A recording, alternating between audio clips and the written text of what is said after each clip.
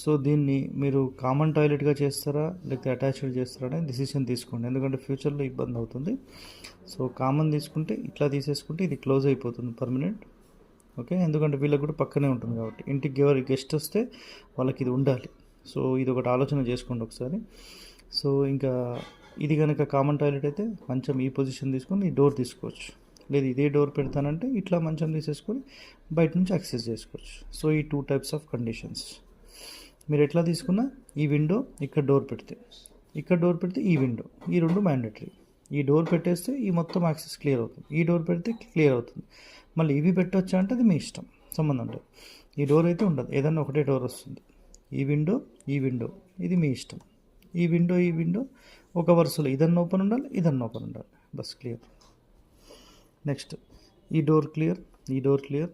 దీనికి డోర్ తీసుకోవచ్చు, ఇక్కడ డోర్ రాదు, ఇది ఇండో చేసేసాను. ఇక్కడ విండో తీసుకోండి, ఈ రూమ్కి సెంటర్. అట్లానే ఈ రూమ్కి సంబంధించిన సెంటర్ విండో, ఇది ఒక విండో. ఈ కిచెన్ పొజిషన్ అంటే ఇక్కడ మీరు ఈ మూల ఎక్స్టెండ్ చేసేటప్పుడు ఏంటంటే, నేను ఒక గ్రిల్కి సంబంధించిన మీకు ఇది పెట్టాను ఫోటో.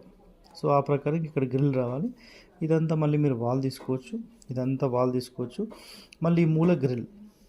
సో ఇక్కడ ఒక 6 ఇంచెస్ గ్రిల్ కట్టినా నో ప్రాబ్లం, మొత్తం మళ్ళీ వాల్ తీసేసుకోవచ్చు. హౌస్ 4 మూలలు అనేవి క్లియర్గా ఉండాలనేది ఇక్కడ కండిషన్. సో ఇందులో మీరు డోర్ అనేది వెస్ట్లో అండ్ ఈస్ట్లో మాత్రమే తీసుకోవాలి. North door not allowed.